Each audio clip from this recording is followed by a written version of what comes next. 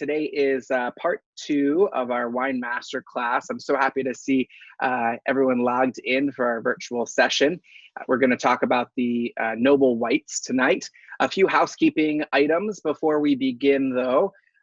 First, I will be muting everyone throughout the presentation, and we encourage you to submit your questions through throughout the program using the chat feature in the Zoom toolbar. Last week, it worked really well. You can also use the hand-raising feature, and if the time is right, I can call on you. We'll have a Q&A session at the conclusion of the presentation as well. Feel free to keep your video on or off, whatever you're comfortable with. This session is also being recorded and will be added to our virtual Clubhouse resources on our website, like all of our other virtual programs. We partnered with West Coast Wines on Lexington Ave in New York City to make sure that tonight's wines were available to members. West Coast Wines does deliver, and most of the wines for tonight's session can be ordered on wine.com as well. So if you're tuning in after this live session, feel free to check out West Coast Wines or wine.com to purchase the wines and follow along. Tonight, I am so excited to have Olivia Morevec on the call to talk about the Noble Whites. And Olivia became a certified sommelier level 2 through the Court of Master Sommeliers, adding wine director to her title the same year when she was only 24. She was also named an FSR Magazine 40 Under 40 Restaurant Stars on the Rise. After working in other major US cities, Olivia came to New York City and became the dining room manager at the famed 3 Michelin star restaurant 11 Madison Park, which is where at the time when she was there, it was rated #1 in the world by Pellegrino's 100 Best Restaurants in the World. Since then, Olivia's love of wine brought her to work with Skurnik Wines, and that's how we connected. And so without further ado, I'm gonna hand it over to Olivia. Hi, everybody. It's good to see a lot of familiar faces from last week back again this week. Once again, it looks like a lot of you guys are tuning in from lovely outdoor spaces, so very jealous about that. And I hope everybody was able to get the wines for tonight. We have a pretty fun tasting all set up for you guys. I will go ahead and share my screen. So most of you did tune in last week, but just to give a quick overview about what we're talking about this evening, we are going into the 3 noble white grapes. So last week we highlighted 3 of the noble reds and talked a little bit about what noble wines are. So basically, noble wines, as a refresher, are the grapes that are kind of now known as the most popular international grape varietals, and the ones that that traveled the quickest and have become mainstays and staples all over the world, instead of just in one region. Though there are many other varietals that have traveled around the world at this point and are planted in many places, the 3 that we're talking about this evening, which will be Riesling, Sauvignon Blanc, and Chardonnay, are now found internationally in most wine-growing countries. So without further ado, Chardonnay.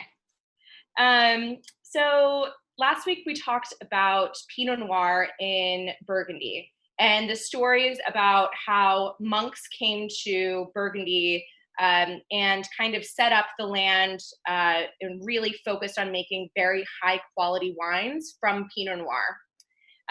But in Burgundy, there are a couple other grape varietals that are also grown.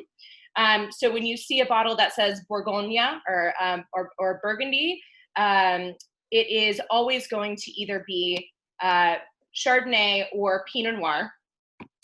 There is also a little bit of Gamay and Aligoté grown in the region as well, but the all-stars are really going to be Chardonnay and Pinot Noir. So anytime you see a village level or something labeled from Burgundy, it's going to always be Chardonnay if it's white. So similar to Pinot Noir, Chardonnay did originate in Burgundy in France, but a little bit different than Pinot Noir. A few years ago, they started doing a lot of DNA testing on some of these infamous grape varietals to find out where they came from and how they spread so quickly. So Chardonnay, like many other grape varietals, has 2 parent grape varietals as well. And that crossing came to be in Burgundy, and it's actually a cross between Pinot Noir, so in the same region, and and Gouis Blanc, which is actually from Croatia. So when we're talking about wine history and where wine was first ever grown, it's technically Georgia and some of those other countries in that area, like Croatia and kind of the Eastern European countries. So once we kind of internationalized wines, a lot of those started coming out of France, and this was one of the original crossings of grape varietals that came out of France. Some rare Pinot Noir, some Pinot Blanc has basically like changed from Pinot Noir and migrated into being white grape varietals, which is kind of how you can still get a white grape from a red grape. So those parenting, even though it's a red grape as a parent, just keep in mind that grapes can change colors and kind of change as the DNA changes. So it ended up in the United States the same way that Pinot Noir did. So back when the settlers came and we had the whole boom of Pinot Noir after Prohibition here, that's about when Chardonnay took place as well. However, unlike its counterpart, we talked about how Pinot Noir is a very hard grape varietal to grow. Chardonnay is actually pretty easy. It's a very vigorous grape varietal, which means that once it starts growing, you really have to try to get it to stop. So when we're talking about growing grape varietals, if you have a vigorous plant, then the concentration of the grapes is really important to pay attention to. Vigorous plants will grow multiple shoots of grapes, and instead of focusing on that one perfect bunch of grapes to go in the wine, a wild Chardonnay plant would come up with a bunch of different bunches, and they probably wouldn't be very concentrated or flavorful. They would probably be pretty bland. So when we're growing grapes, we have to keep in mind that the more the vine kind of struggles or focuses and really works hard to produce like one or two bunches of grapes, the flavor is going to be much more concentrated and flavorful. And that's the main reason that we see such a huge discrepancy between fine wines of Burgundy, for example, and maybe a $5 or $7 Chardonnay that you would find in a bag in a box. Since it is such an easy grape varietal to grow, people have grown it everywhere. And this is one of the only grapes that I really believe that this is kind of the winemaker's grape. A lot of times when we're talking about wine, I'm usually kind of hands off and, let the terroir show or where it comes from, instead of using winemaking techniques to make it taste a certain way. But Chardonnay is a little bit different in the sense that terroir definitely matters, but the winemaker has a lot more room to make it fine wine. There's a lot of different decisions that the winemaker gets to make, like, am I going to age this in oak? How ripe am I going to let the grapes get? And then, of course, there's always the questions about acid and skin contact, but those are kind of nerdy and we can forget about those. But there's a lot of things that you can do with Chardonnay to make it taste differently, and we'll talk about some of those in a moment. When we're talking about Chardonnay from Burgundy, though, last week we tasted a red Burgundy from Geographically. Can you guys see my mouse? Yes, perfect. Geographically is up here in the Côte de Nuit. And we saw that belt of where Pinot Noir grows best because it likes that cooler climate, not getting too hot. So this region up here is going to be the coolest in Burgundy. And so all of the Grand Crus for Burgundy come from this top region. When we're talking about the best white wines out of Burgundy, we're talking about the Côte de Beaune. So there are good red wines that come out of this region as well, but anytime that you're seeing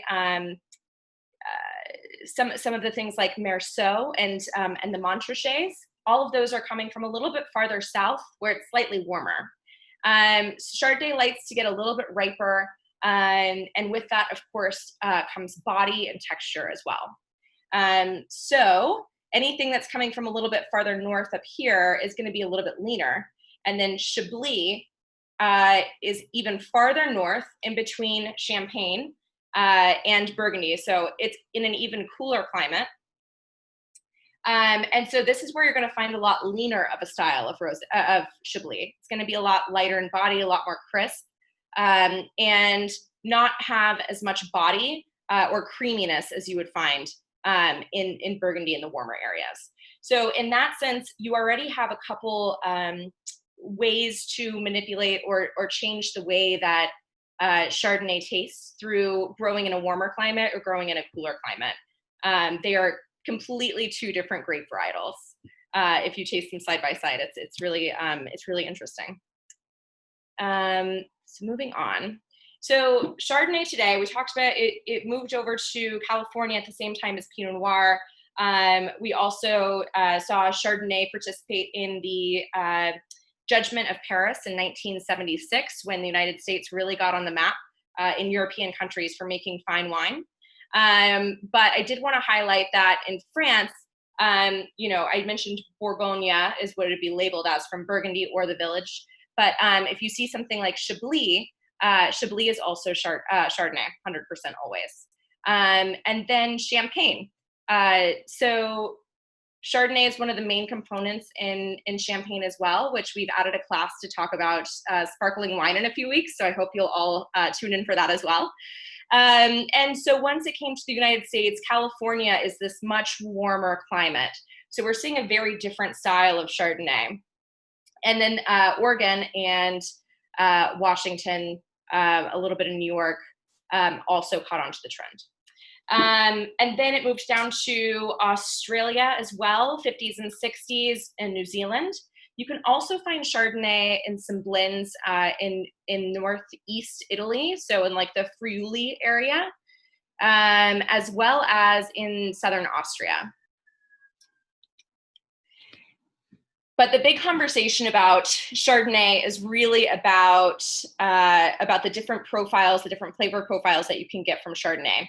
Because I mentioned it is very much up to the winemaker to kind of decide how these flavors take place. So aromatically, I think last week we talked a little bit about how before I like to taste wine, I usually just put my nose right here so that I can see if it's an aromatic grape varietal before I taste it. Aromatic grape varietals usually have an enzyme called terpenes that presents itself in floral aromas. So the next two wines that we're going to talk about tonight are both aromatic grape varietals. But with Chardonnay, we're talking about something a little bit more neutral. It has a kind of a blank slate to pick up on all these different characteristics that the winemaker has presented. It usually smells like apples with you know, not a lot else if you're just getting it straight out of a stainless steel fermenter. So it can be made in a medium to full body. Again, totally up to the winemaker on when you're harvesting. If you're in a warm region like in California, you're going to have that super full body. Australia as well. And if we're in Chablis, it's going to be a little bit closer to medium body or kind of on that like lighter side. Alcohol also varies significantly in this grape varietal.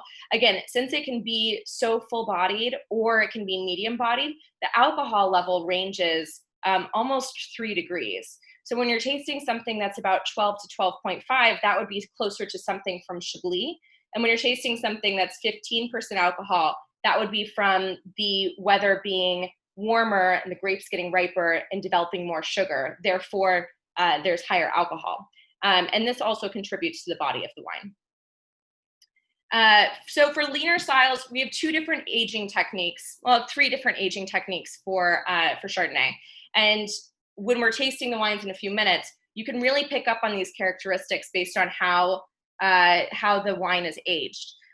For a leaner style, for example, in Chablis, mostly in Chablis, they age everything in stainless steel. When you start to get the very, very expensive Chablis like Ravenot or Dauvissat and their Grand Cru level, that's when you start to see a little bit of new oak. But traditionally for that place in France, they really stick to stainless steel so that you can get the kind of minerality from the soil. However, when we get to Burgundy, they really start using used oak. Oak presents a number of different characteristics in white wine. For red wine, we talked about how it has baking spices and vanilla. Those definitely translate into white wine as well. But there is also some oxygen that affects white wines a little bit more than it affects red wines. It certainly affects red wines, but for white wine, you can see it a little bit more in the color because white wine is so pale. It gets a little bit more golden, and that translates onto the palate as well. And then when we get to the for the richer styles like California, we're seeing a little bit more new oak. The difference between neutral oak and new oak is hugely in flavor. For new oak, you are getting a lot more of that really full vanilla flavor, and it really kind of takes over the wine to an extent. And it becomes an oak-driven wine instead of a grape-driven wine. So that's another decision that the winemaker has to make is, do I want to make this an oaky Chardonnay? Or do I want to make it something that is a little bit more neutral and expressive of the grape varietal? Lastly, we have inexpensive oaky Chardonnays. So when we're talking about something like Kendall Jackson, they're actually using wood chips to flavor this wine.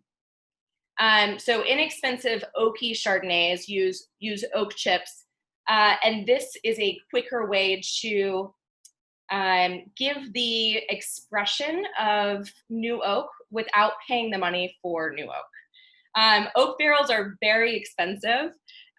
So when you have a winery that is using 100% new oak or 50% new oak, they have to get these new barrels every single harvest, and they're thousands of dollars per barrel.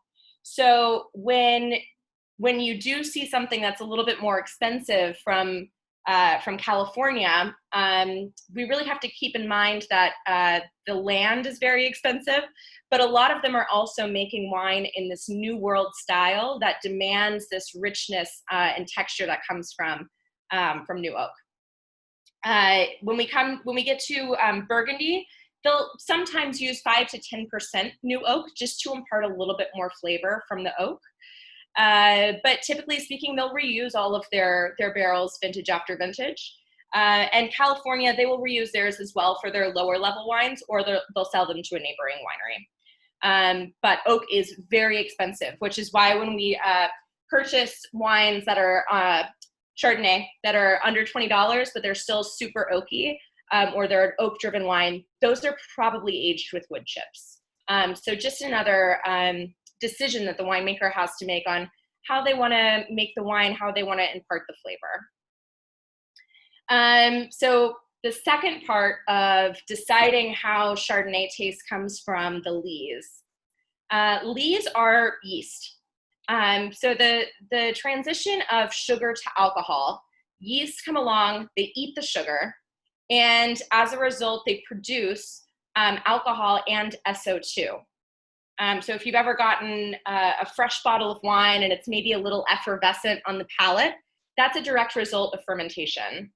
Or when you get new pickles and they have a little bit of bubbly in it, or a little effervescence, that's a direct effect of fermentation and will always happen. Usually the bubbles dissipate in time. If you ever do get a bottle of wine that does have a little bubble in it and you don't want it there, you can shake the bottle for a few minutes and it'll go away almost completely. But the main part is that it produces the alcohol, and then once the yeast has done its job, basically it just dies. And we've all seen the little tins of yeast that we keep maybe in your refrigerator that you use to make bread with, the activated yeast. Yeast are a physical molecule, so once they're done doing their job, they still exist in the wine. They haven't gone away yet. So they turn into these spent yeast that kind of float up and create a cap on the wine. So basically, you can either choose to leave those there or filter your wine once the alcohol has been made. If you leave the lees there, you're looking for a creamier texture. There's a side effect to that though as well. So you can't just leave the lees there as long as you want, just to be like, I'm going to have the creamiest wine of all time and it's going to be delicious. You still have to be very careful about what you're doing with the lees, because they also impart bitterness on your wine. So sometimes when you taste a Chardonnay, or when you taste a Pinot Grigio, or when you taste a Gruner Veltliner, all of these grape varietals are typically aged on the lees. And they produce a really lovely texture on the wine, and sometimes you just get a hint of bitter on the back palate. Another characteristic of lees, often people will say it kind of smells like almond skin or peanut skin. So when you're tasting wine, if you ever pick out that characteristic, it might be because it was aged on the lees. But an easier one to pick out would probably be creme fraiche, or lemon curd, or sometimes the characteristics that you would get from the lees. So California is a little bit more typical to stir the lees. This is another decision that the winemaker has to make, is, do I want to leave the lees there and just let them do their thing, or do I want to stir them up in the wine and make it even more prominent of a characteristic in wine? So lots of decisions just in the lees for Chardonnay. Next, we move on to another decision that winemakers get to make, and that is whether or not they want their wine to undergo malolactic fermentation. So this is a secondary fermentation, not in the way that you would see in champagne, but in a way that it converts really tart acid into more of a creamy lactic acid. Basically, it also creates this butter aromatic. So the vanilla comes from the oak, the butteriness usually comes from malolactic fermentation. Malolactic fermentation happens in every single red wine that you're ever going to drink. So you don't even need to think about it with red wine. It's not a tasting note. It doesn't really do anything in that sense. It just makes the red wine a little bit more lush, and everybody lets their wine undergo malolactic fermentation. With white wine, it's a little bit more of a decision for the winemaker. Some people will undergo partial malo, and then they'll stop it. Some people will undergo full malolactic fermentation. But again, this is a decision that the winemaker is making based on how buttery or how creamy they want their Chardonnay to be. So most of the wines that we see coming from California, again, do have this malolactic characteristic that expresses itself in butter, which is why a lot of people will say, oh, I love a buttery Chardonnay. That is absolutely a note from the winemaking. So Chardonnay is also a neutral grape varietal because we have this moderate acidity. It's not going to be ripping high like we're going to taste in Riesling in a few minutes. It's always going to be present, a little more present in cooler climates. But as it gets warmer, the acidity dissipates a little bit. So when we're talking about California or Burgundy, we have a very moderate level of alcohol. It's present, but it's not overwhelming. When we're talking about a cooler climate like Chablis, it's a little more present because the grapes are a little bit less ripe. So for all of these reasons, we have so many different expressions of Chardonnay. A lot of it has to do with where it's grown, how ripe the grapes are, but a lot of it also has to do with what the winemakers are deciding to do with the wine, and going through these steps and deciding how buttery do I want it, how crisp do I want it, how much acidity do I want to be in the wine, how creamy do I want it. And so for that reason, we have a huge array of different styles of of Chardonnay, sorry. Okay, so now that we've talked about all of these ideas in Chardonnay, hopefully. Hey, Olivia, sorry. Yeah. I hope you don't mind. We had one question from the audience. Yeah. You mentioned a little bit earlier that sometimes you can get white wine from a red grape and whatnot. So Brian is asking, how do red grapes become white colored wine? How is it? Does it have to do with the flesh of the grape, or how does that happen? There's a couple ways that it can happen. Typically speaking, most grapes that make wine, the flesh is always going to be clear.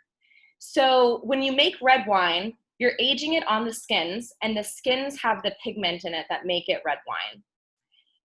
If you take only the juice and don't take any of the grape skins for the red wine, it'll be a white wine. So that's one way to look at things. So really the color is just in the skin. There is a strain of grape varietals that are very rare. They're mostly grown in the United States or are indigenous to random parts of Italy, but not any common grape varietals. They're part of a different strain of grapes that do have colored flesh. I've only come across a few of them in all of my wine tastings. One of them is grown up in the Finger Lakes. It's called Saperavi. So if you're curious about what colored grape pulp looks like or tastes like, that would be the place to find it. But most flesh of grapes is always white. Just like when you go to the grocery store, you get not a Concord grape because those are dark, but if you just get like red grapes, then you take a bite of it, the inside is always kind of green or like a kind of clear color. So for winemaking purposes, the flesh of all Vitis vinifera, which is the winemaking grape, is clear on the inside. So when we're talking about cross-pollination and creating new grape varietals, that is kind of where the conversation comes in about how does Pinot Noir become the parent grape for Chardonnay? And when we think about genetics, let's say that both of my parents have brown eyes and I have blue eyes. How did that happen? It's similar to that. So in the DNA strains of grape varietals, there are different things that can change based on cross-pollination and what pieces you choose to from the grape varietals to use. So that is how cross-pollination of a red grape and a white grape can create white grape varietals. It's the same way. Yeah, and then the strange occurrence of Pinot Noir turning into Pinot Blanc is kind of an anomaly. That's the only story that I've ever heard of a red grape varietal producing singularly a white grape varietal without having a co-parent as the two parts that you're using for DNA for the grape varietal. But typically speaking, it's all about the genetic chance of, what happens when you mix these two things and their genetics come together. Does that make sense? Yeah, Olivia, that's very well explained. I have one other follow-up question, though. The New York Times did an article last fall about a lot of different wines and sommelier picks. And anyway, one of the categories was orange wines. So how does that happen? Okay, so orange wine.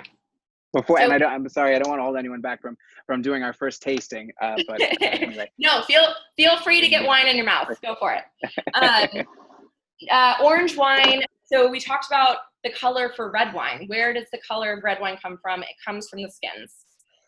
So for grape varietals, the skin colors that you typically see are green, pink, and red. So Chardonnay, for example, is a green-skinned grape varietal. Gewürztraminer and Pinot Gris is a pink-skinned grape varietal, but still considered white wine. So the inside is still clear, like we talked about with red wine. You don't use the grape skins. But those all are classified as white wine. And then for red wine, we have the red-skinned grapes. Orange wine can be made out of any of the white wine grape varietals. But instead of just pressing the wine, they spend time with the skins, just like red wine. So it's essentially white wine made in a red wine style. The skins of wine give you color, they give you some bitterness, they give you tannin. And so tannin is not something we talk about in white wine because typically speaking, you're maybe spending 36 hours with the skins, maybe. But usually it's typical for white wines to get pressed and then have the juice run off of the skins and not spend any time with the skins. So because we're avoiding that process with white wine, we usually don't have any of that tannin. So we just don't talk about it. With orange wine, you get some tannin. So it's a really traditional way of making wine in Georgia, actually. And back when they, were trying to, essentially wine started being made because the fermentation process was found but not understood. And the water was not drinkable. So what they were doing is they were adding some grapes, letting it ferment to kill any bacteria that was in the water. And this is how we first got wine. That was being aged in Kevri. And you can still find wines that are aged in Kevri. But they're basically these large clay pots, and they would just throw everything in there. So as a result, these kind of traditional wines were originally orange. They didn't have any way to filter their wines, and they didn't have the technique of having a special press for their grapes. So typically they were just stomping on them, letting the juice run, and spending time with those skins still. So that's kind of how orange wine came about. And since it's a very traditional way of making wine, as we have shifted wine culture over the past 10 years, I would say this has become a really, really hip trend in the wine world. And more winemakers are exploring ways to do that. Cool. All right. Okay, I saw the little Riesling, hold on. Okay, so we're tasting the Macomie Le Martin from La Faune. This is a great find for anybody that really enjoys Burgundy. It is made by Dominique La Faune, who makes wine at Comte La Faune. In some of the best appellations in the Northern Beaune. So this is their second label that Dominique oversees. And this is made in that area that maybe I can go back. Yes, I can. So this is made in that area that I mentioned that's a little bit farther south. So Chardonnay kind of starts right here and then continues to go all the way down. You still get red grapes as well. But we are drinking from the Macon. So right around here. So even warmer than you would find up in the Côte de Beaune. And then the second wine that we're tasting, there was a lot of talk last week about Santa Barbara. So I'm glad that we get to taste something from Santa Barbara this week. This is Sandy, which is made by a very famous sommelier and a good friend of mine named Raj Par. He has a fabulous new book out. So if you want to get really into learning about appellations and learning about wine, his new book, the Sommelier's Atlas, I believe it's called, is a really fantastic read. Okay, so first we're tasting the Macon. We talked about how this is a little bit warmer of a region in Burgundy, so we're definitely going to get a little bit more richness than we would see farther north in Chablis. This does see used oak aging. Both of these wines are aged in used oak, so neither of them are going to be over the top oaky, but definitely have some oak presence. And this first one,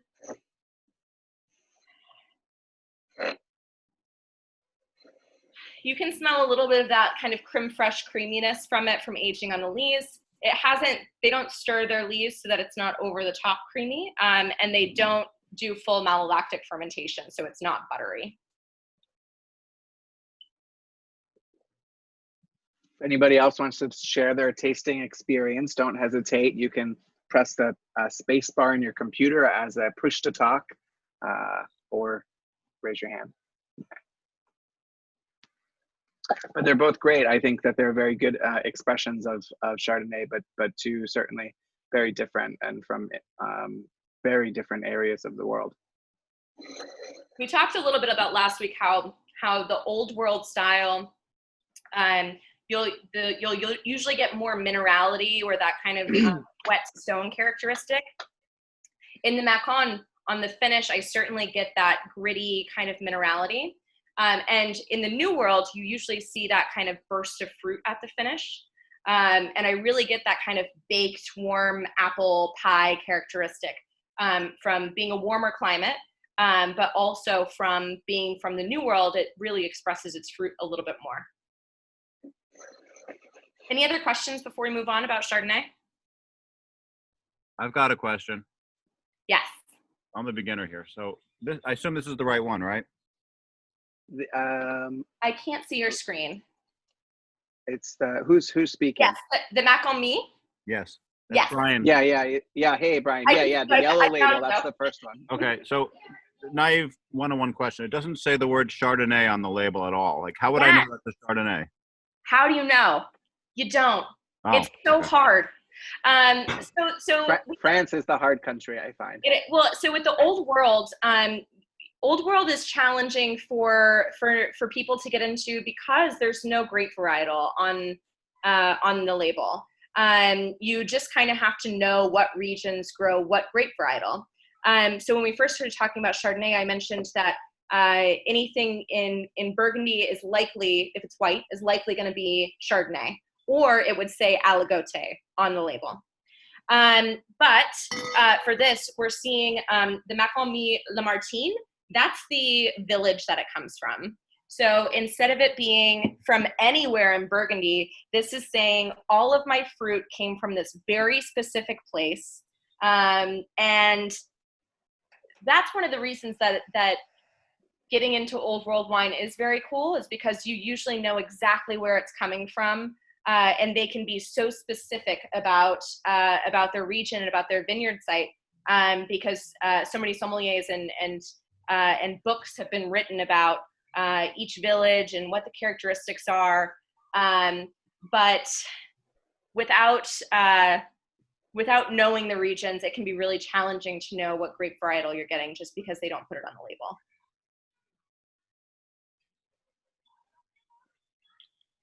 Thanks, Olivia. Absolutely. This one does say Bourguignon on the bottom, but again, like you say, if you wouldn't know, then yeah. And I think France, and not just Old World wines in general, but France in particular, I find it their labels to be more difficult for most people to decipher.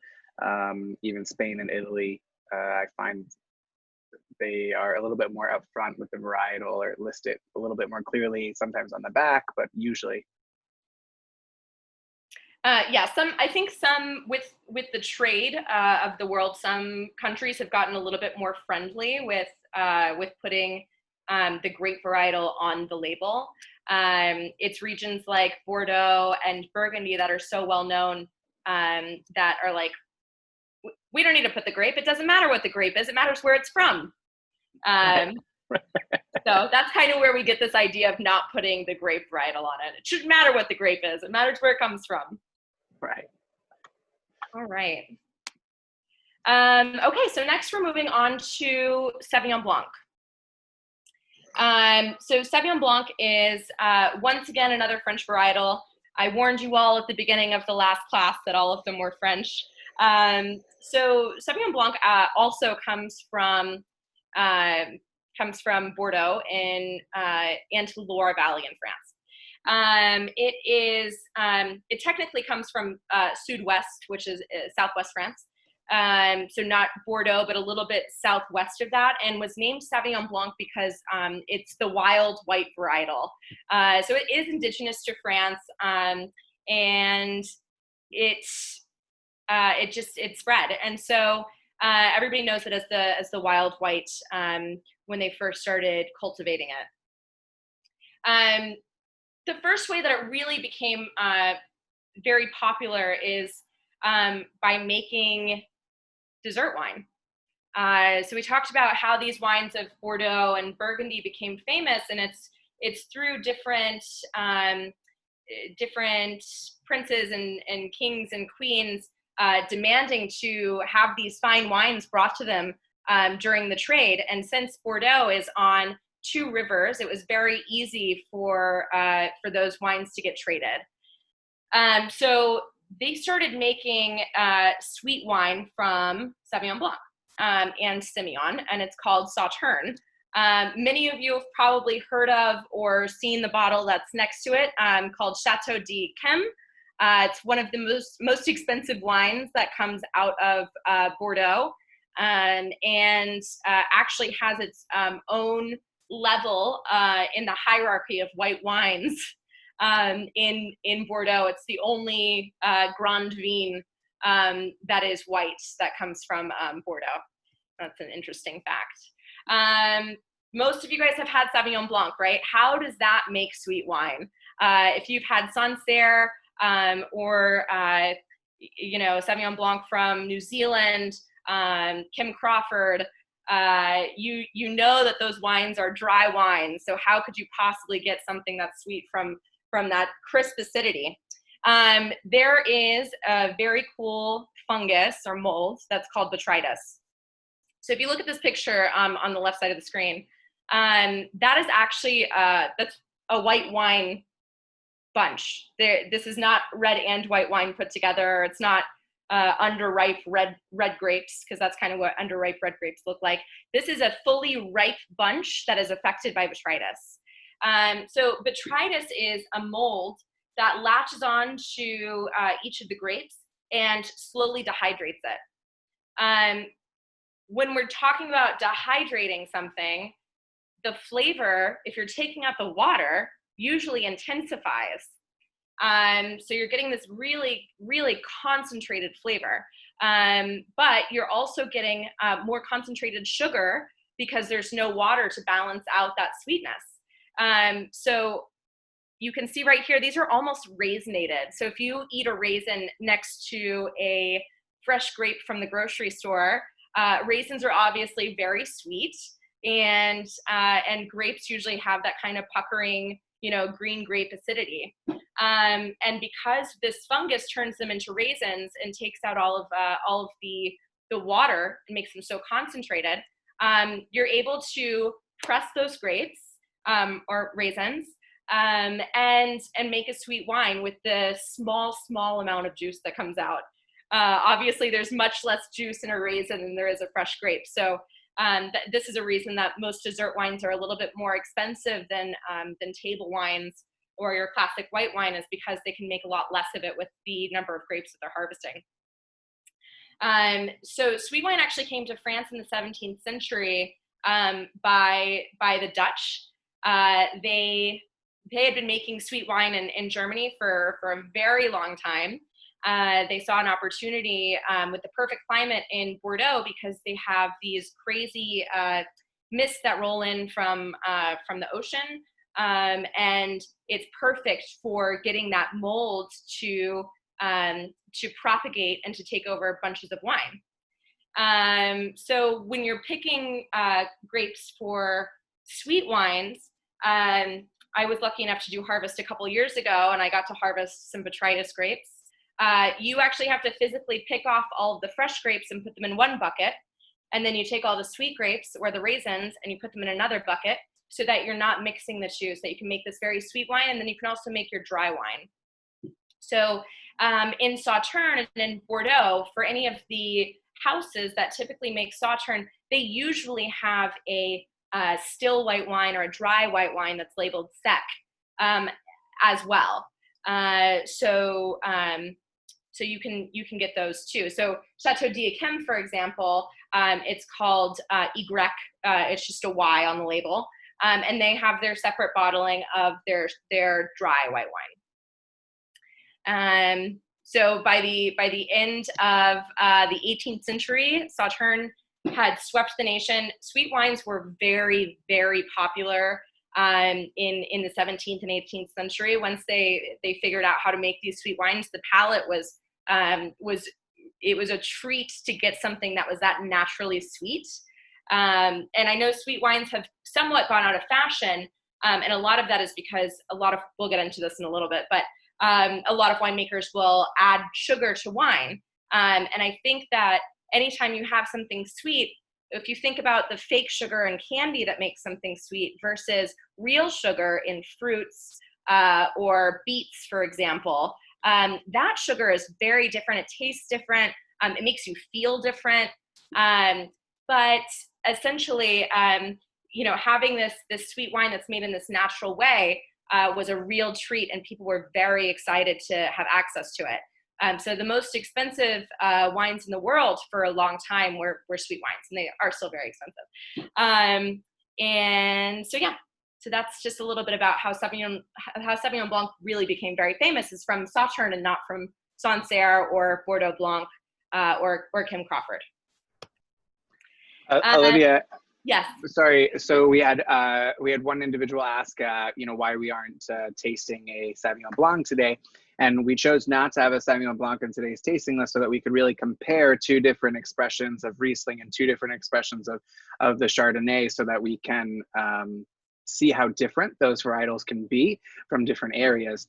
However, if people are looking to go to their local shop or order online some interesting Sauvignon Blancs that would have very different flavor profiles very easily without naming names or producers, I would say choose that, one from France, and one that is a real Sancerre, versus one that is maybe from New Zealand or even an American Sauvignon Blanc or something. And you'll be able to taste and really experience those different expressions easily in Sauvignon Blanc too. Absolutely. Absolutely. And we will talk a little bit about the differences. So if you do decide to go out and get those two bottles and have a little tasting on your own, you'll kind of know what to look for. But like Chris said, I thought it would be a little bit more fun, instead of asking everybody to get 6 bottles of wine, to do 2 comparisons. So I chose Chardonnay and Riesling, which is a little bit less trendy than Sauvignon Blanc. I think Sauvignon Blanc is having its moments for the past couple of years. So I wanted to choose the underdogs, if you will. Okay. So Sauvignon Blanc needs cool weather to create balance. So every great dessert wine, like Sauternes, still has very, very high acidity. Like we just talked about, with fruit having natural sugar that's very delicious versus candy sugar that's usually artificial. That fruit usually still has a nice acidity to balance out the sweetness, which is why it doesn't taste like candy, and which is why it tastes so natural. It has this balance to it, so you don't even realize that you're having something sweet half of the time. So Sauvignon Blanc can create this sweetness, but it also really needs cool weather to maintain its acidity, like we see in Sancerre, and maintain that acidity for its fruitiness. It did come to California as well, which was one of the first places to start growing it outside of France, and came to the United States with the name Fumé Blanc. So a lot of grape varietals, when they first came to the United States, there were no laws that said, you can't label it champagne if it's not from Champagne. So they were taking places in France and naming it based on those places that people already knew back in the day, because the trend of using grape varietals on a label started with the New World. So since there weren't places like Macon Milly to put on your label and have people know, oh, that's a great place, I should buy that wine. Now we're saying, hey, there's this new place called Napa Valley. Trust us, it's great. Buy the wine. So instead of putting Napa on the label, they started putting the grape varietal on the label for marketing purposes, so that they were saying, oh, I usually like Chardonnay from Macon. I'm seeing that there's Chardonnay written on this label. I'm going to give that a chance. So it made it really easy to transition into a new culture of wine and a new place of wine that didn't have the historical background that the United States, that France has. So a lot of them borrowed these ideas from France. So Fumé, for example, means smoky, because often you'll get a little bit of a flintiness from Sauvignon Blanc in the Loire Valley, but is taken from the village Pouilly-Fumé, which is right next to Sancerre. So another borrowed term from the French. So now Sauvignon Blanc is grown all over the place. Once again, it's very easy to grow. It is a vigorous grape varietal, much like Chardonnay. However, good Sauvignon Blancs versus maybe less good Sauvignon Blancs would be the cooler climate Sauvignon Blancs that are a little bit more expressive of that bright acidity and that kind of crunchy green character, versus over the top, really ripe citrus flavor, which we'll talk about in a moment. So we have France, United States growing Sauvignon Blanc, Australia, Chile, New Zealand, and Germany, actually, as well as Austria and Italy. So many. So even a lot of the old world countries are also growing Sauvignon Blanc. So other names for Sauvignon Blanc: Sancerre, Pouilly Fumé, Bordeaux Blanc, Sauterne. I think it was when 50 Shades of Grey first came out, it was a huge revelation, this region called Sancerre, to a lot of the women that were reading this book. And they started reading it and they started saying, wow, I really, I want to drink what they're drinking in this book. And that swept the nation. It was the craziest craze. And so that's where Sancerre really became popular among these women that were ordering Sancerre. So instead of understanding that they were drinking Sauvignon Blanc, most of them just knew it by the name Sancerre. And one of the long ongoing jokes of the sommelier world is do you have a Sancerre? No, I don't have a Sancerre, but I do have a Sauvignon Blanc. Oh no, I don't like Sauvignon Blanc.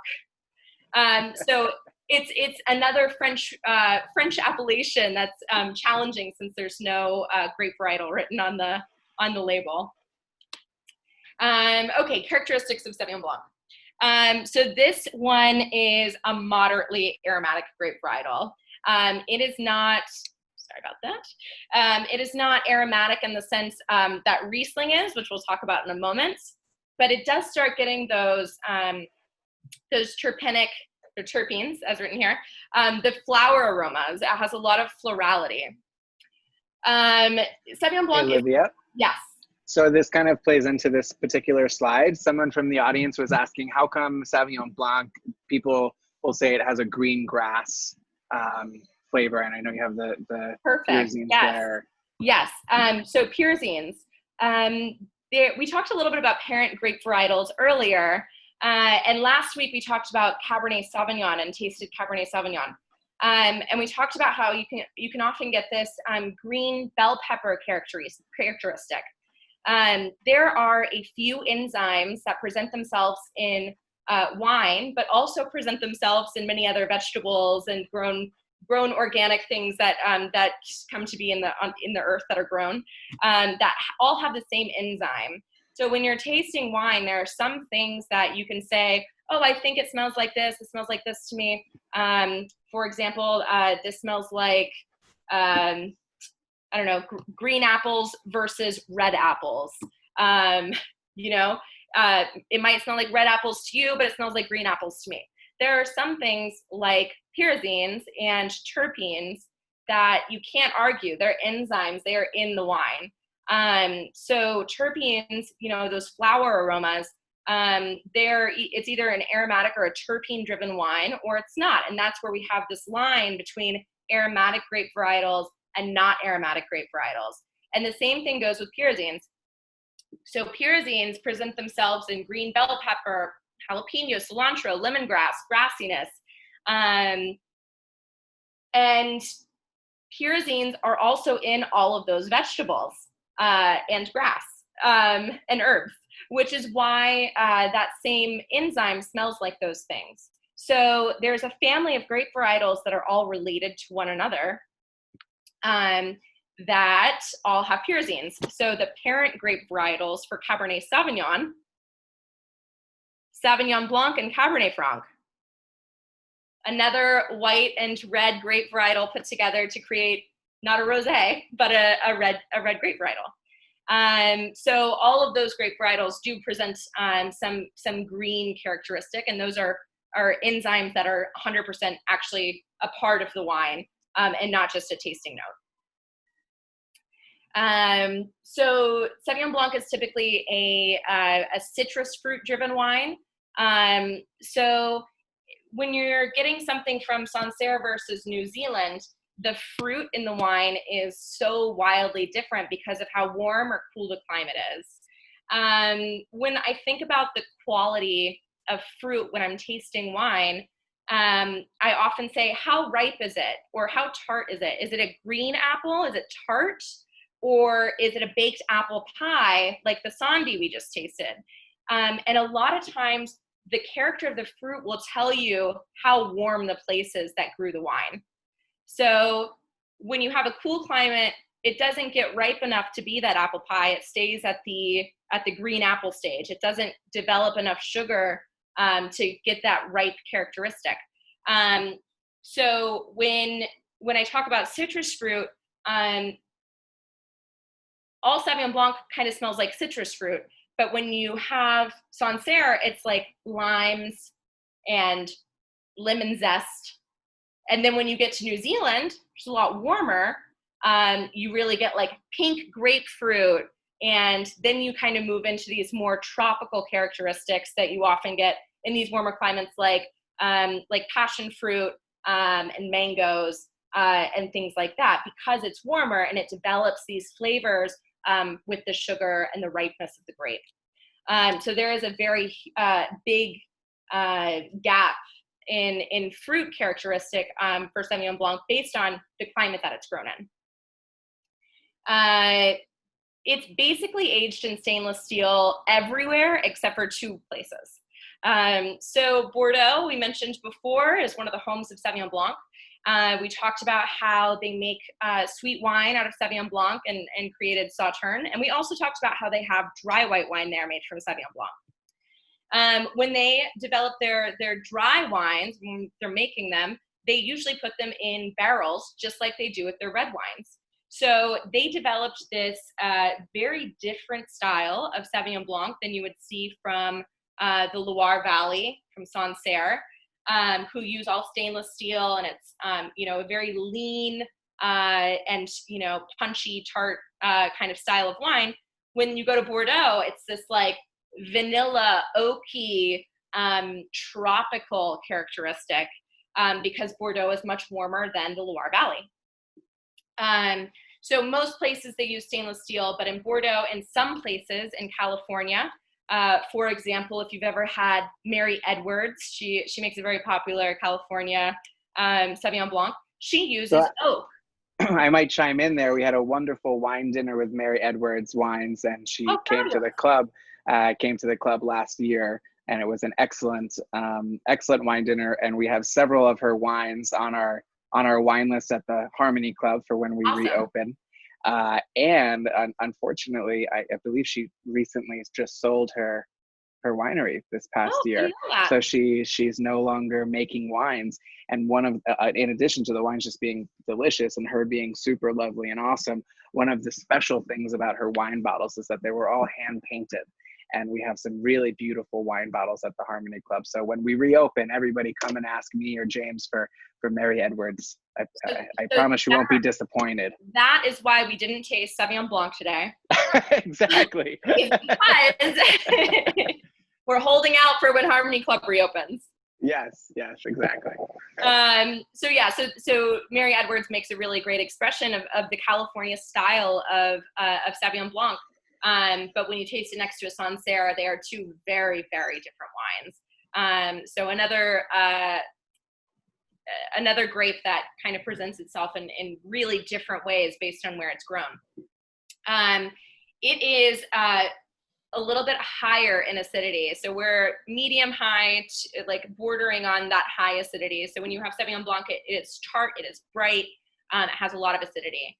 And typically speaking, it's medium bodied. It usually goes from 12.5% alcohol to about 14 would be kind of the average range. In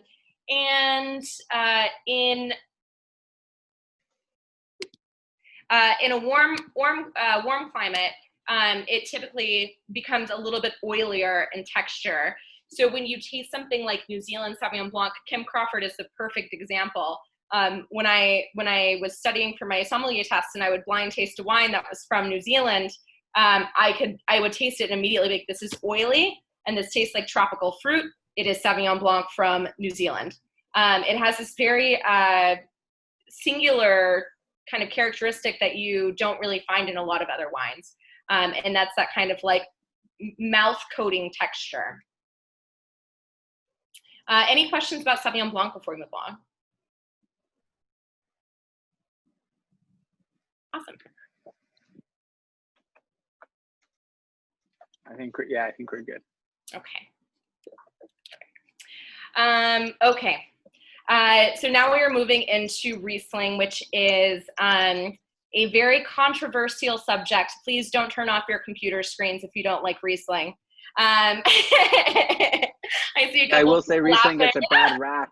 Yeah, Riesling gets a bad rap, but I think you made the right decision, and I was so happy when you talked about trying 2 different Rieslings tonight, because I believe that Rieslings really are winemaker wines.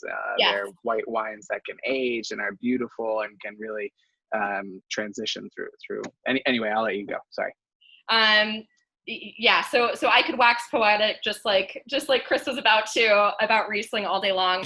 I will try to be a little bit more concise about Riesling. But just as a background on my relationship with Riesling, it is the first wine that I really had an aha moment with wine. If you are studying wine or have become a wine aficionado, or just are very interested in wine, usually you can think back and say, what bottles of wine really changed my perception of what good wine is? Or, what is that bottle that just opened my eyes and said, wow, I didn't know that wine could be that. So Riesling is definitely one of my first aha moments in wine. Riesling is from the Rhine River. The Rhine River is so long. So there's a lot of places that grow Riesling, starting in Germany and Austria, but also you'll see here over in Strasbourg, which is Alsace, grows Riesling. We have Germany here. Switzerland grows a little bit of Riesling. And those are the main spots, but along the Rhine River. So the Rhine River was a very big place for trading, just like the river, the Dudon and the Dudon and the Grape River over in Bordeaux. Those 2 were very big for trading. The Rhine River was also very big for trading because it went pretty far inland. First record of Riesling is 1495.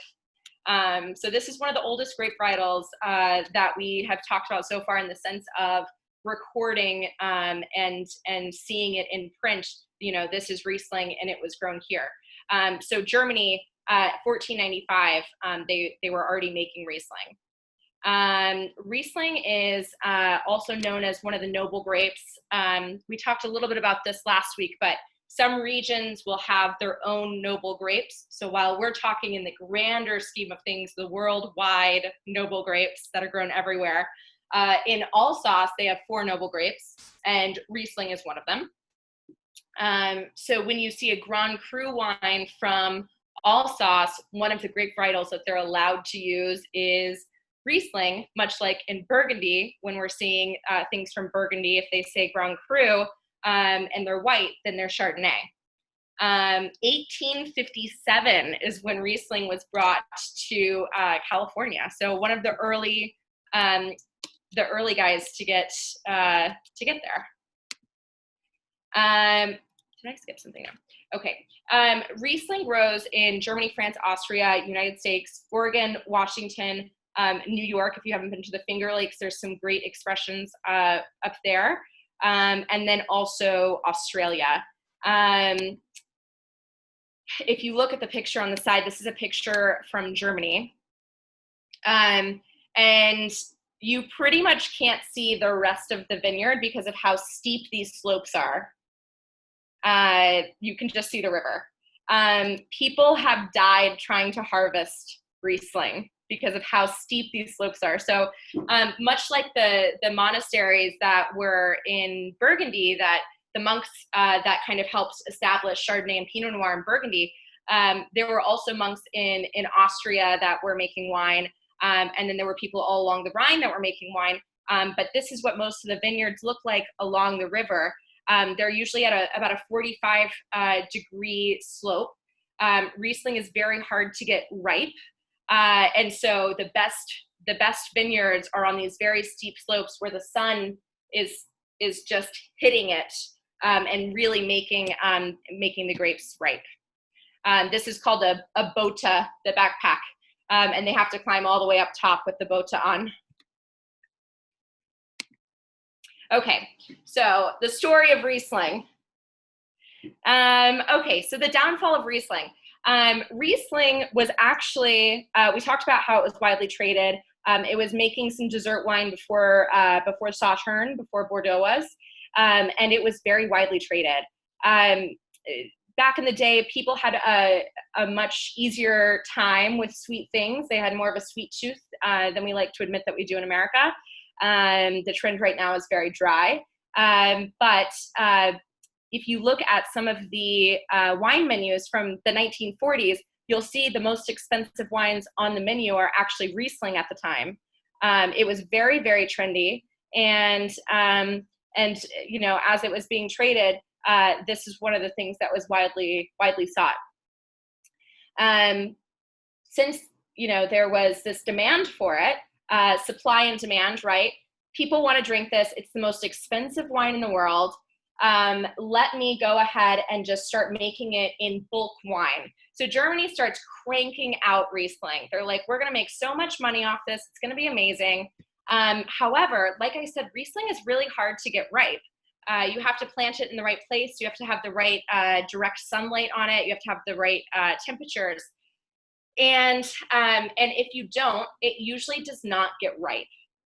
So what do you do if your wine is underripe? You add sugar to it to make it seem like it's not underripe. So Germany starts adding artificial sugar, or sugar that doesn't belong in wine, for example, beet sugar, cane sugar, etc., to Riesling. It's called chaptalization. Many regions do it to balance out their wine, and as a wine technique, it is allowed in many places. However, the problem with them doing this then was that since the grapes weren't getting very ripe, you were getting these very tart, underripe flavors matched with this really sweet characteristic, and it was out of balance. So since they were making this wine that was kind of poor quality, it was not ripe enough. There wasn't a lot of really, you know, natural sugar. It tasted really sweet and bitter and tart. So those things kind of didn't mash up. So since that was what was being imported for everybody to drink, people got this idea that all Riesling is sweet, which is not the case. We'll talk about that in a second. But one of the big wines you'll see here, Blue Nun. I'm sure many of you have seen Blue Nun before.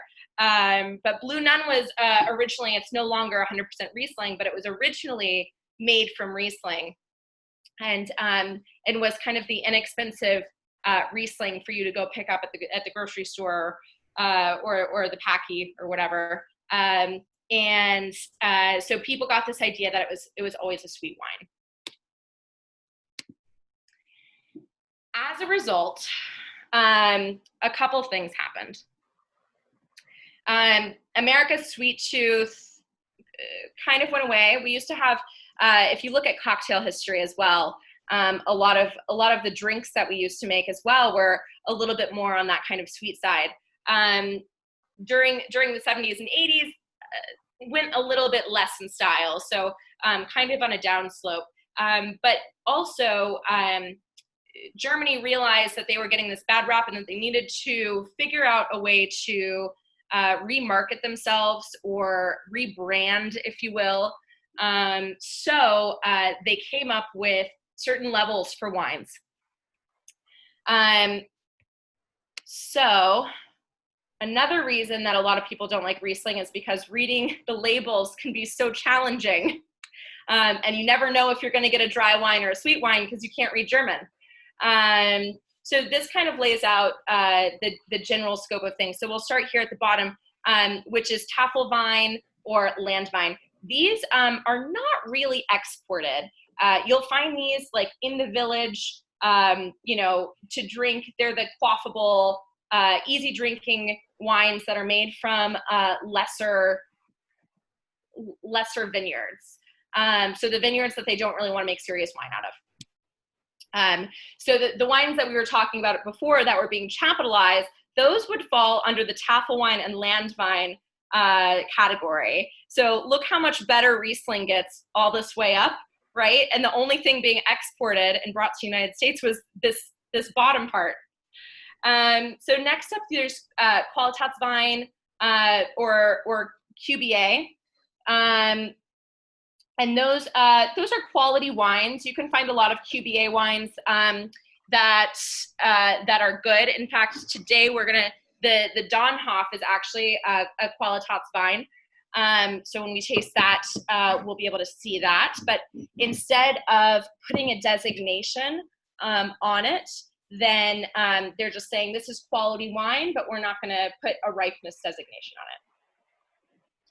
on it. Now when we get into Qualitätswein for Pradekat is its own clubhouse.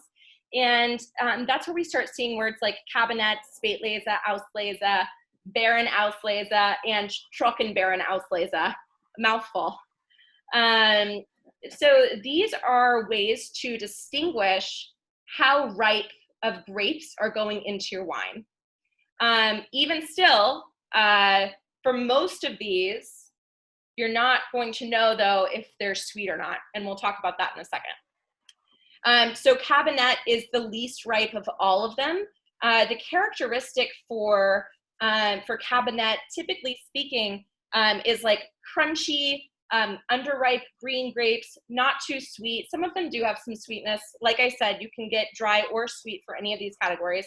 But they have this really lovely crunchiness to them. These would be what I would call like breakfast wines or daytime drinking wines. They're usually low in alcohol because they're not ripe, right? They're not as ripe as these wines are. So there's less sugar to create into alcohol. So you can often find Cabernets that are 10, 11% that are just kind of easy drinking and fun young wines. For Spätlese, also Cabernet translates to cabinet. So this is what winemakers would keep in their cabinet and drink on a regular basis.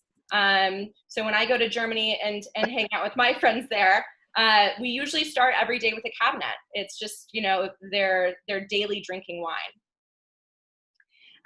When we move up to Spätlese, we're getting a little bit riper.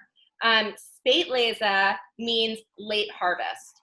Typically, when Americans see the phrase late harvest, we usually see it on a dessert bottle. In this sense, we're saying that it is a later harvest than Cabernet. So the grapes are getting a little bit riper, but you can still make dry wine from Spätlese, and you can also make off-dry wines from Spätlese. For Auslese, we're really getting a little bit sweeter, but these are, I hate to say this graph is incorrect, but this graph is incorrect. Auslese is technically not a dessert wine. It is still a table wine. So these three designations right here, you could drink at any point in your meal. When you go to Germany and you're sitting down, most of the winemakers also hunt boar and venison. And so when you sit down, and you're starting to have your snacks to start your meal, you have your cabinet, right? They take it out of the cabinet. It's what they drink all the time. When you move into the richer dishes, you want something that's going to be a little bit richer, like Spätlese or Auslese, and that's really where you get that kind of ripeness into the body. So we've talked about when grapes get riper and when the sugar goes up, you get fuller body.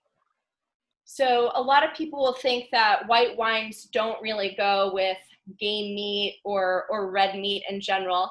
But when you go to Germany, all they drink is Spätlese and Auslese with these gamey meats. And it's a very good pairing. When we get up to Baron Auslese and Trockenbaron, Auslese is the ripest of the three for the table wines. And Auslese means selected late harvest. So instead of it being all the late harvest grapes, like we talked about earlier, where we're taking two buckets and we're saying these raisins go in this bucket and these green grapes go in this bucket, they're being sorted in that same way so that the riper grapes go into the Auslese. Okay, Baron Auslese is going to be your dessert wine, or sometimes is made as ice wine. Botrytis, just like for Sauvignon Blanc, is a very popular way of making sweeter wines in Germany. It very often affects Riesling. And that's where it develops this sweetness from, is from it dehydrating the grape varietals, just like it would in Sauvignon Blanc. And so that's the most popular way to make BA and TBA. Baron Auslese, it's basically the noble rotted grapes. And then Trocken Baron Auslese, Trocken in German means dry. So they are completely raisinated grapes. So anytime you see a Trocken Baron Auslese, it means that it was made from raisins. Ice wine is also part of the dessert wine family. And those are going to be grapes that freeze on the vine. So instead of botrytis affecting the grapes and dehydrating them, the water is freezing, and then they press the grapes while the grapes are still frozen, so that instead of getting the water in with the wine, you're only getting those sugars and the proteins out of the grape. So this is essentially how Germany works as far as ripeness goes. I just mentioned the word trocken with Trocken Baron Auslese. I know it's not written out, but trocken means dry. So anytime you see trocken next to any of these, you know that it's going to be a dry wine. So it'll say Cabernet Trocken or Spätlese Trocken. Alternatively, we have Austria here on this side. Austria has its own set of rules. And similarly to Germany, something bad had to happen for them to come up with a set of rules that designated these different levels. So in Germany, it was that they really needed to rebrand and come up with a new way of telling people what they were drinking. And in Austria, unfortunately, it came from a very strange incident where winemakers wanted to, it was a cold year, and they were not getting ripe enough grapes, so they weren't getting a lot of body in their wine. And so they added, what is it called? It's something that goes into lighter fluid into the wines. I can't remember what it is called off the top of my head. I'm gonna have to look this up in a few minutes. But anyway, so they were adding this chemical to the wines to give it more body, not realizing, well, they realized it was gonna be bad for people, but not realizing that the Austrian government was gonna find out and put some new restrictions and regulations in place to make sure that wine was being made safely in their country. So for that reason, Austria now has some of the most strict rules out of any country in the world as far as winemaking goes.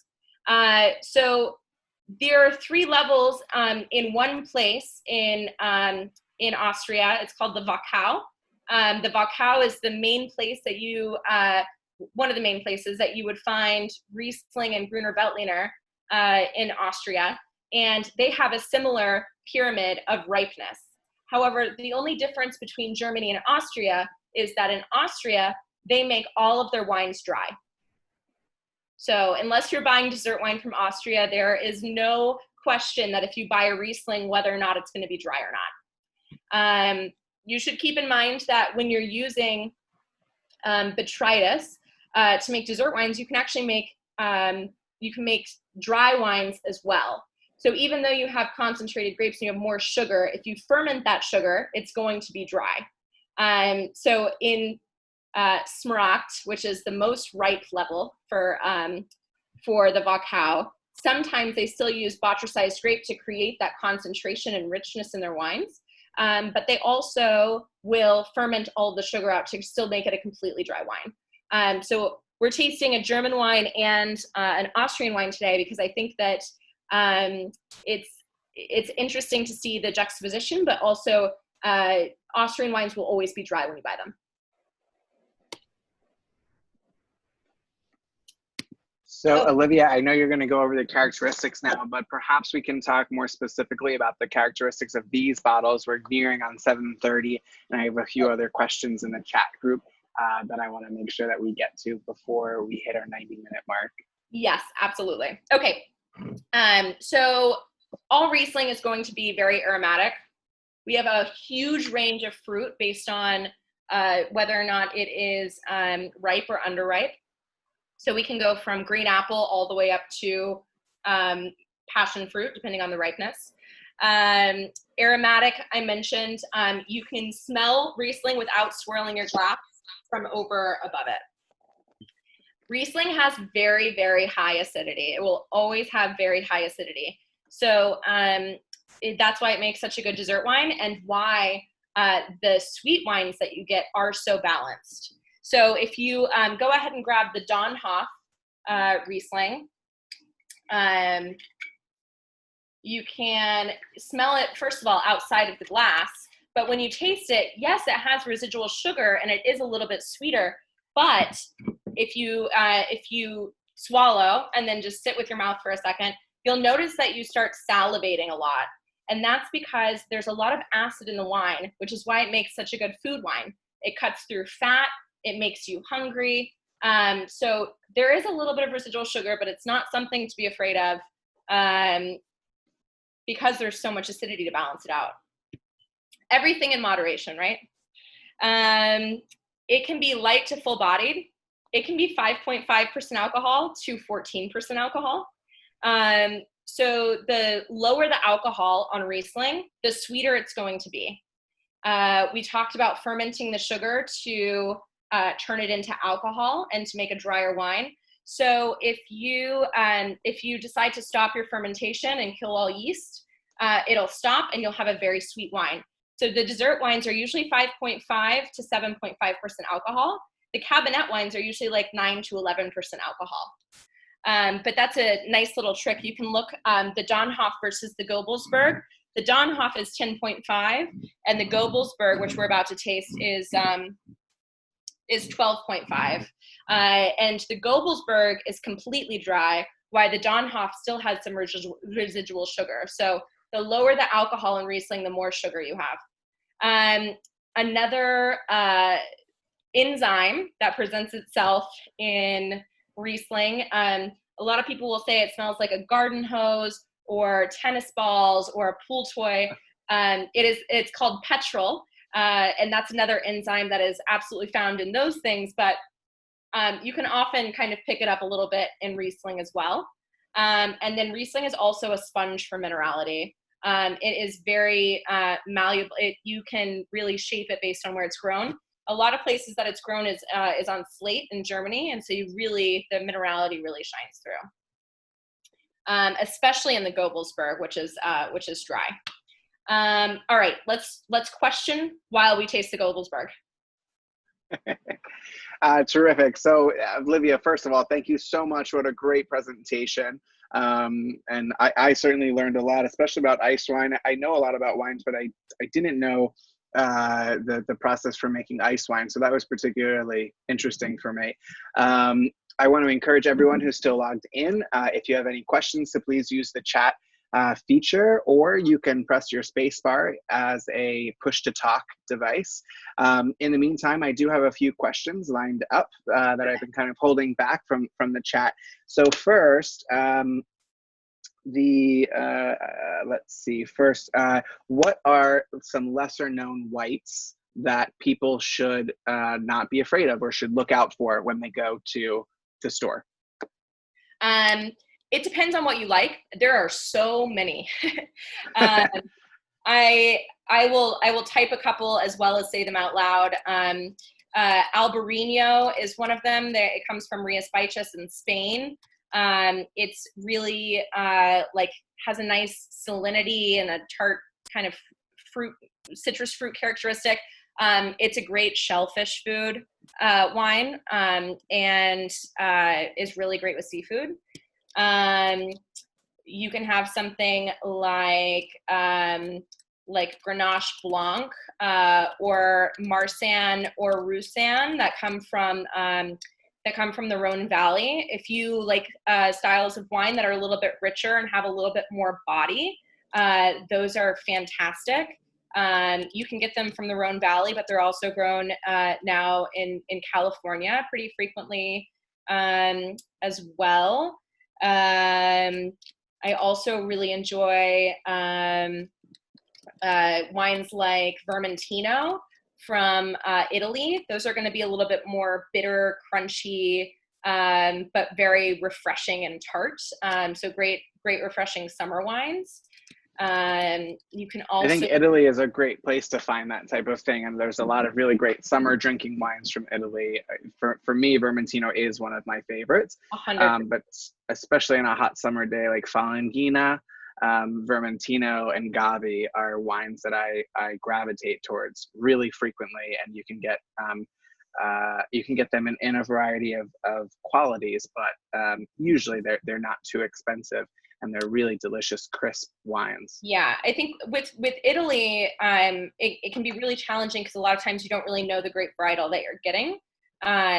Since there are hundreds of grape varietals that are grown in Italy, we could spend days and weeks on Italy. I still don't know all the grape varietals in Italy, and I've been studying for years.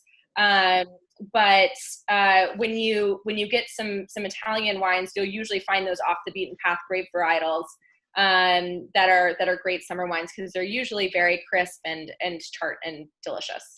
I just posted a couple of the ones that I just mentioned in the chat if you'd like to revisit. Awesome. Thank you so much for that. Okay, another question that I wrote down from somebody is, what do you think about the difference between these wonderful wines that we're tasting tonight versus the maybe bad rap, or should they not get a bad rap, wines that are canned or boxed, as they're getting more and more popular these days because of packaging prices? That's a great question. It matters more who makes the wine than the packaging it comes in, for sure. So if we're talking about something like Sutter Home or Kendall Jackson, I mentioned before, Kendall Jackson uses those oak chips to give it the flavors. There are actually, I believe it's 79 additives that you can add to wine to make it taste or make it be a different way.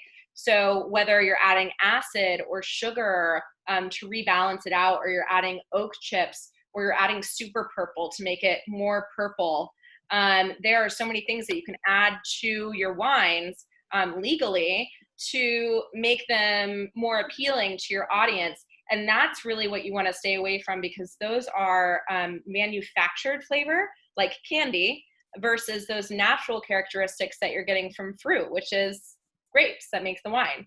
So there are absolutely some there's some really cool organic wines coming out of Italy in boxes. They come in like a liter, and those are very cool. I wish I remembered the name off the top of my head. But I actually worked in a restaurant once that sold, we would just pour it in a carafe and serve it from a carafe, because they were a little more expensive in a box, but they were in a box because they wanted to diminish the amount of glass that they were using and come up with a more recyclable way to present their organic wines to the world. So there's that. And then there's also, for canned wines, it depends on the experience that you're looking for. I think if you're going to the park, or you're out and about and you're not going to have a proper wine glass anyway, does it really matter that you're drinking out of a can? You be the judge. I think what matters is like what is how the wine is made. There is a really awesome winery in California called Ferdinand that makes canned rosé, and they it's the apprentice winemaker from Kongsgaard. So if you know Kongsgaard, they are very, very expensive cult Chardonnays from California. And this dude is making rosés and putting them in a can, but they're made very well, and they're crushable, and they're delicious.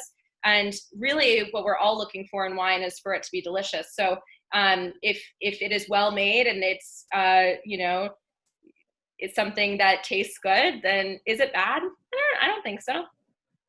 Yeah, I think you're right. There's so many restaurants and bars, more and more, that I see frequently having wines on tap, which are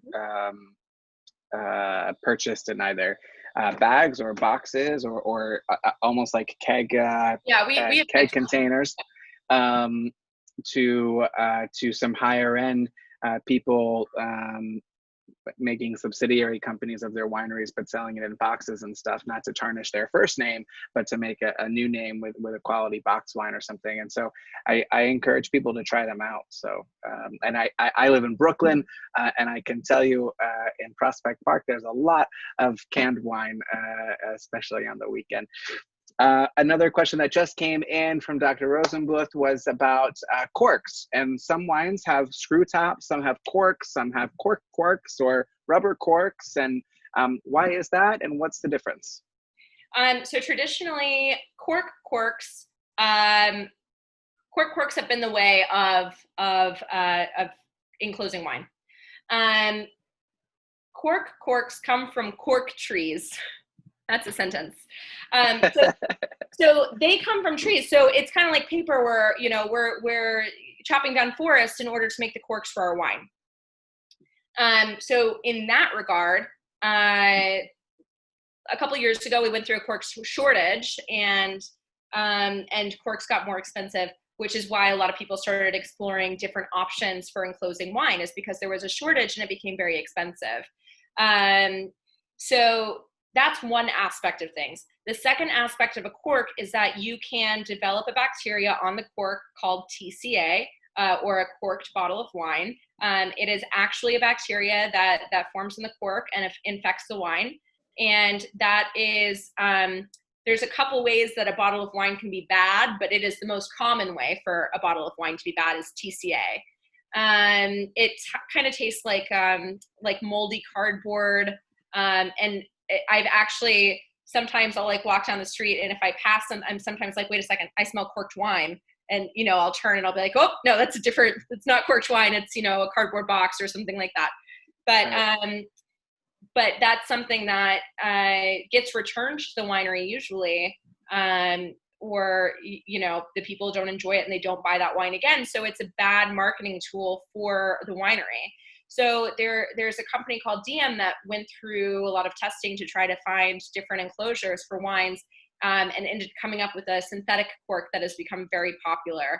That is a way to ensure that your bottle of wine does not become corked from the cork, and to ensure that your wine, ages in the same way. For a screw top or a Stelvin closure, this guy Stelvin created a Stelvin closure. I believe in New Zealand, if I'm correct, but New Zealand Sauvignon Blanc was one of the first things that you started seeing under screw cap.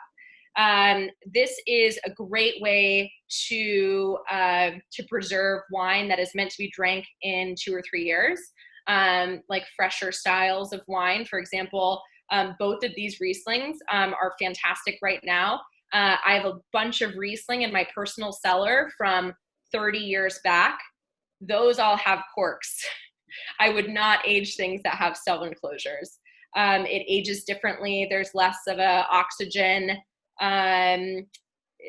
exchange between the wine through the cork and the outside. So it's going to age completely differently as well. So you're saying you would recommend aging those Rieslings that have the synthetic cork, or not? Those you drink fresh. Yeah, those are to drink fresh. Absolutely. Cool. Very cool. Those are the main differences between them.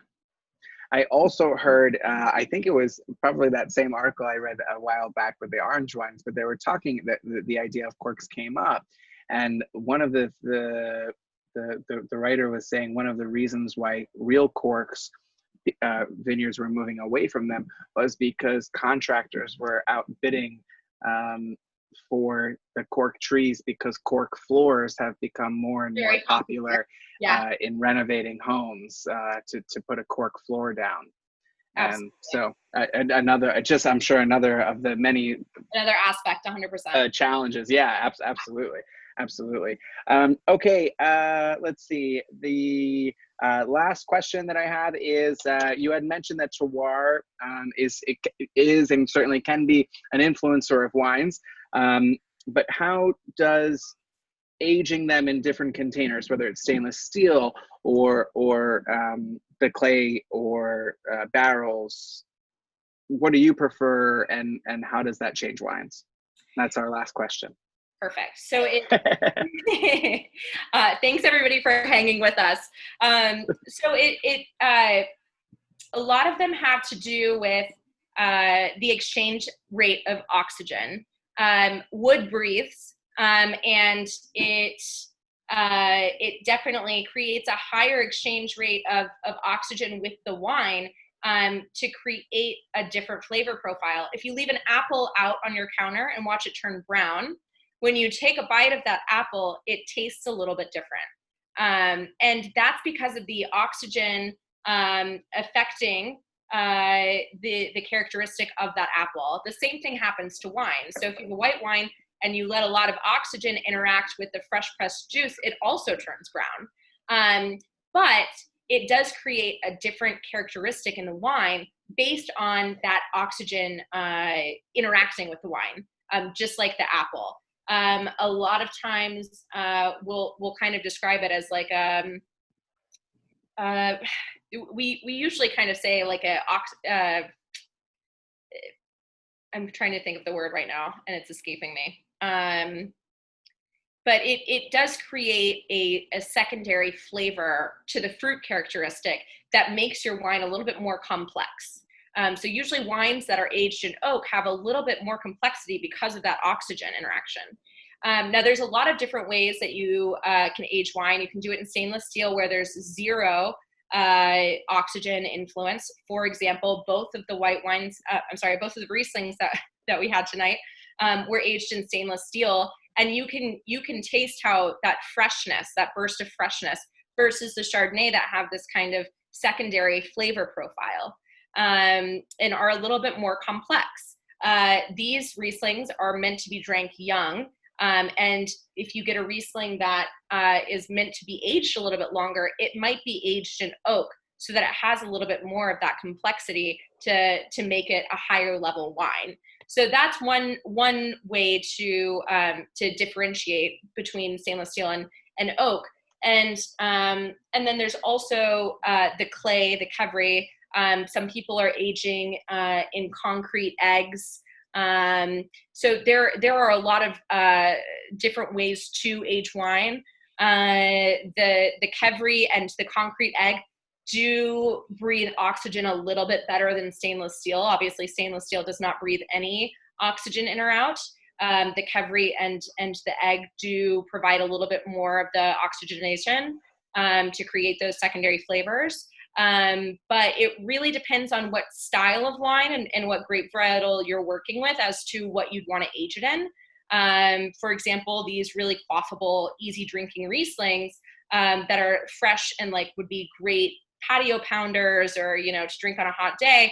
You don't necessarily want to sit back and be like, let me pick up all of these tertiary flavors that came from this oak. You really just kind of want to drink it. All I'm hearing is the patio pounder. I've never heard that phrase before, and I'm seeing so many people out on their patios right now. So yeah, patio pounder. Wines for it, so that's good. So it does depend on the style and whether or not you intend on aging the wine and all of that stuff. But yeah, I mean, they're none of them are better or worse than. I mean, some of them are better, but for more expensive wines, I suppose. Right. But there is a purpose for all of them, and they all make different styles of wine. Excellent. Well, I thank you so much, Olivia. So appreciative of